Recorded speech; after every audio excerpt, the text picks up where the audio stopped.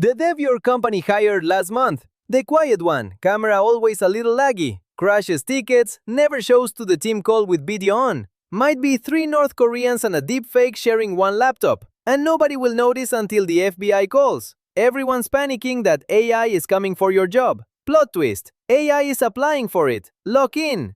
Here's the mechanic, no cap. Your whole life, faking a qualified person was expensive. You couldn't fake a face on a live call, couldn't be in 2 places, couldn't invent a work history that survived a background check. Remote work plus AI just nuked all 3. A real-looking resume, a real-time face filter, a stolen but valid identity. The cost of pretending to be an employable human just fell to basically 0. And when faking a person is free, a hiring pipeline that trusts a video feed and a PDF is wide open. This isn't hypothetical, it's a court case. Christina Chapman ran a laptop farm out of her house in Arizona, a rack of company laptops, each logged in as a different remote employee, who was actually an overseas operative. She helped funnel around $17 million to North Korea, across more than 300 US companies, including a Fortune 500 automaker. The engineers were real, the identities were real Americans, the only fake part was who was typing.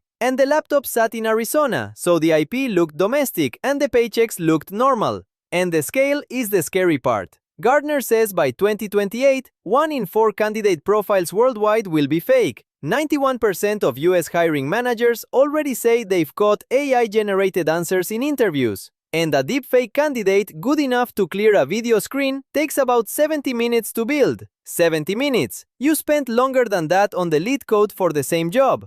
Okay, but background checks catch this. Do they? The social security number is real. It's just stolen or rented. The person on camera has a clean record because it's not their record. The laptops in the US, every box HR ticks was built to verify documents, not to verify that the human on the call is the human doing the work. The whole system assumes being a specific real person is hard. It isn't anymore. Real quick, this channel is one dude breaking the scary AI headlines into what actually matters, minus the doom. If, wait, that's terrifying and nobody explained it, is the vibe you're here for, that's the sub. Now the part that flips your whole frame. Because zoom out and it's darkly funny. For 2 years everyone's been sweating, AI is gonna take my job. Meanwhile, the real move was quieter. It didn't take your job, it applied for it, and got hired at the next desk. And here's the uncomfortable bit. Your remote job's moat was never only your skills. It was that being a verifiable, trustworthy human on the other end of the screen used to be hard. AI made that cheap. So the companies that spent last year trying to replace workers with AI are getting infiltrated by AI pretending to be workers. The snake found its own tail. Now don't get the Lulu and start accusing every co-worker with bad Wi-Fi of being a Pyongyang op. The overwhelming majority of remote workers are exactly who they say they are, and turning every interview into an interrogation just means you reject real talent and annoy everyone. Paranoia is its own denial of service. The move isn't fear, it's verification that doesn't suck. So what actually works? If you're hiring, add a liveness check. Ask them to turn their head or wave a hand in front of their face. Today's real-time deepfakes still smear on that. Run a live, unscripted working session, not just a take-home a farm can outsource. And for the final round, verify identity in person or with notarized ID, not vibes.